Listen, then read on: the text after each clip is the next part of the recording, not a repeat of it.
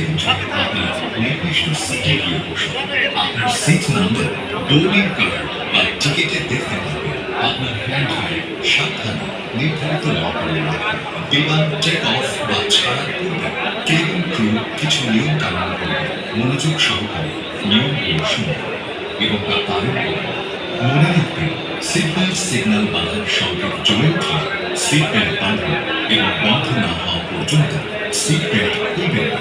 নির্দিষ্ট উচ্চতায় বিমান ওঠার পর এই সিট বেল্ট বাঁধার সংকেত বন্ধ হয়ে যাবে। কেবিন ক্রু খাবার সরবরাহ করবে। সিটে বসে সতর্কতার সঙ্গে খেয়ে নিন। বিমানে যাত্রী সংখ্যার তুলনায় টয়লেটের সংখ্যা সীমিত। টয়লেটের ভেতর কেউ আছেন কিনা তা টয়লেটের সামনে লাল ও সবুজ বাতির সাহায্যে স্বয়ংক্রিয়ভাবে প্রদর্শন করা হয়। প্রয়োজনে টয়লেট ব্যবহারে কেবিন ক্রুর সহযোগিতা নিন। টয়লেটের ভেতর খুব অল্প জায়গায় একটি কমোড ও একটি বেসিন বসানো থাকে। কমোডে পানি ব্যবহারের সুযোগ নেই। টিস্যু ব্যবহার করতে হবে। ব্যবহৃত টিস্যু পেপার বা স্যানিটারি ন্যাপকিন ফেলা নিষিদ্ধ। এসব ফেলার জন্য টয়লেটের ভেতরে রাখা বিন ব্যবহার করুন। যথাসম্ভব কম সময়ে টয়লেট ব্যবহারের পর কমোড ফ্ল্যাশ করে বাইরে বেরিয়ে আসুন। কমোডের পাশে ফ্ল্যাশ স্থান চিহ্নিত থাকে। বিমানে তায়াম্মুমের সাহায্যে উজু করে সিটে বসে নামাজ আদায় করতে পারবেন। আলহামদুলিল্লাহ, আপনি হজ পালনের উদ্দেশ্যে সৌদি আরবের জেদ্দা অথবা মদিনা বিমানবন্দর পৌঁছে গেলেন। যাদের প্রি অ্যারাইভাল ইমিগ্রেশন বাংলাদেশে সম্পন্ন হয়েছে তাদেরকে সরাসরি হজ টার্মিনালের বাংলাদেশ প্লাজায় নিয়ে আসা হবে অথবা সরাসরি মোয়াল্লেমের বাসে আরোহণ করতে হবে। রোড টু মক্কা সার্ভিস কর্তৃপক্ষের ব্যবস্থাপনায় ব্যাগ ও মালামাল নির্ধারিত বাড়ি হোটেলে পৌঁছে যাবে। হোটেলে পৌঁছানোর পর নিজের লাগেজ বুঝে নেন। যারা সিলেট ও চট্টগ্রাম থেকে সৌদি আরব যাবেন তাদের জেদ্দা বা মদিনা এয়ারপোর্টে ইমিগ্রেশন সম্পন্ন হবে এবং নিজ নিজ ব্যাগ ও মালামাল ইমিগ্রেশন এরিয়া থেকে সংগ্রহ করতে হবে। কোনো কারণে লাগেজ না পেলে এজেন্সি অথবা হজ মিশনকে অবহিত করুন। আলহামদুলিল্লাহ, আপনি হজ পালনের উদ্দেশ্যে সৌদি আরবে পৌঁছেছেন। আলহামদুলিল্লাহ, আপনি হজ পালনের উদ্দেশ্যে সৌদি আরবে পৌঁছেছেন। আপনার মোবাইল ফোনে রোমিং সুবিধা গ্রহণ না করলে গাইডের সাহায্যে স্থানীয় সিম ও ইন্টারনেট প্যাকেজ গ্রহণ করুন। মোয়াল্লেম অফিসের দেওয়া নুসুক কার্ড বা হজের অনুমতি কার্ড সবসময় সঙ্গে রাখুন। নুসুক কার্ড ব্যতীত হোটেলের বাইরে বের হবেন। বাংলাদেশ হজ মিশন, মক্কা ও মদিনা এবং চিকিৎসা কেন্দ্রের মোবাইল নম্বর সংরক্ষণ করুন। সৌদি আরবে একাকী চলাচলের পরিবর্তে দলগতভাবে চলাচল করুন। কখনো পথ হারিয়ে গেলে ভয় পাবেন না। আপনার গাইড অথবা হজ অফিসের নিয়ন্ত্রণ কক্ষে ফোন করুন। আপনার আশেপাশে হজ কর্মী অথবা বাংলাদেশি প্রবাসী অথবা পুলিশের সহায়তা নিন। কখনো অসুস্থতা অনুভব করলে এজেন্সি অথবা গাইডের সহায়তায় বাংলাদেশ মেডিকেল ক্লিনিকে গিয়ে বিনামূল্যে স্বাস্থ্য সেবা গ্রহণ করুন। এবার মক্কা মদিনা আসার যে আসল উদ্দেশ্য, আপনার সেই সব ইবাদত বন্দেগী করা। আপনার প্রথম কাজ হল উমরাহ আদায় করা। এই উমরাহ সুন্নাতে মুআক্কাদা। এই উমরাহ করার জন্য গাইডের সহায়তায় দলবদ্ধভাবে মসজিদুল হারামে প্রবেশ করুন। মসজিদুল হারামে প্রবেশের দোয়া পড়ে ডান পা আগে দিয়ে প্রবেশ করবেন। মসজিদুল হারামে প্রবেশ করার পর যখন কাবা ঘর দৃষ্টিগোচর হবে তখন আপনি দাঁড়িয়ে প্রাণ খুলে দোয়া মোনাজাত করুন। কাবা ঘর প্রথম দেখার পর দোয়া করলে তা কবুল হয়। আপনি তাওয়াফের জন্য মাতাফে যাওয়ার পর তালবিয়া বন্ধ করুন। কাবা ঘরের হাজরে আসওয়াদের কোণে সবুজ বাতিতে নির্দেশনা দেয়া আছে। সবুজ বাতি অথবা হাজরে আসওয়াদের কোণ ঠিক করে হাজরে আসওয়াদের দিকে হাত তুলে বিসমিল্লাহি আল্লাহু আকবার বলে ইশারায় চুম্বন করে আপনি তাওয়াফ শুরু করুন। তাওয়াফে পুরুষের জন্য প্রথম 3 চক্কর রামল করা সুন্নাত। রামল অর্থ বীরের মতো বুক ফুলিয়ে কাঁধ তুলিয়ে ঘন ঘন কদম রেখে দ্রুত গতিতে এগিয়ে যাওয়া। রুকনে ইয়ামেনি থেকে হাজরে আসওয়াদের মাঝখানে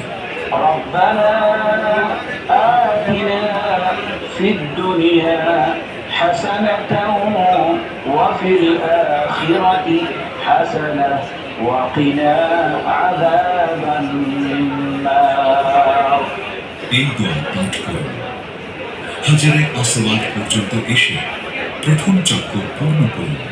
হাজরে আসওয়াদ বরাবর দাঁড়িয়ে পুনরায় বিসমিল্লাহি আল্লাহু আকবার, বিসমিল্লাহি আল্লাহু আকবার বলে দ্বিতীয় চক্কর শুরু করুন। এভাবে 7 চক্কর পূর্ণ করুন। তাওয়াফের পর 2 রাকাত নামাজ আদায় করুন। মাকামে ইব্রাহিমের পিছনে বা মসজিদুল হারামের যে কোনো স্থানে তাওয়াফের ওয়াজিব নামাজের নিয়তে 2 রাকাত নামাজ পড়ে দোয়া করুন। এটা দোয়া কবুলের সময়। এরপর জমজমের পানি পান করুন। এটি অবশ্যই অনেক ফজিলত ও বরকতের আমল। মনে রাখবেন, নট কোল্ড লেখা পাত্রের পানি পান করবে। ঠান্ডা পানি পান করলে আপনার ঠান্ডা লাগার সম্ভাবনা থাকবে। এবার সাফা মারওয়া সাই করুন। এই সাই করা ওয়াজিব। সাফা পাহাড়ে উঠে কাবা শরীফের দিকে মুখ করে সাইয়ের নিয়ত করুন। হাত তুলে 3 বার তাকবীর বিসমিল্লাহি আল্লাহু আকবার বলে দোয়া করুন। এবার মারওয়ার দিকে রওনা হয়ে সবুজ বাতির নিচে رب اغفر وارحم إنك أنت الأكرم. এই দোয়া পাঠ করতে হবে। পুরুষগণ দ্রুত পথ চলে, মহিলাগণ স্বাভাবিক গতিতে মারওয়ায় পৌঁছান। এরপর কাবা শরীফের দিকে মুখ করে হাত তুলে তাকবীর করুন এবং এবার আগের নিয়মে সাফা যান। আপনার দ্বিতীয় চক্র পূর্ণ হল। এভাবে আপনি 7ম বার মারওয়া গিয়ে সাই শেষ করুন। সাফা মারওয়া থেকে বের হয়ে চুল কাটুন। পুরুষদের জন্য রাসূলুল্লাহ সাল্লাল্লাহু আলাইহি ওয়াসাল্লামের আদর্শ অনুসরণে সম্পূর্ণ মাথা নেড়া করা উত্তম।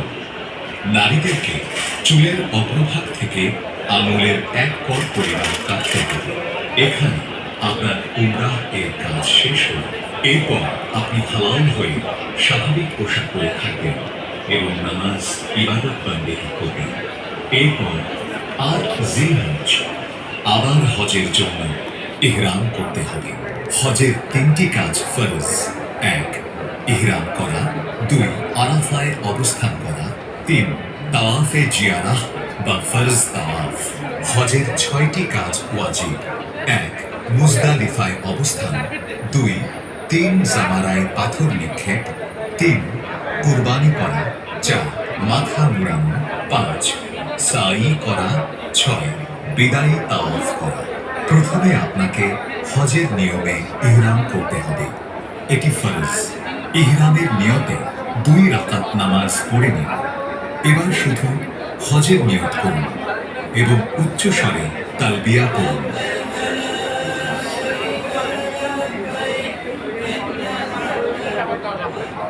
জিলহজ মাসের 7 তারিখ রাতে বা 8 তারিখ দুপুরের মধ্যে মনোনয়নের বাসে মিনা যেতে হবে। হজ গাইডের সাথে বাসে উঠে আপনি মিনায় পৌঁছে গেলেন। সম্ভব হলে 8 জিলহজের যোহর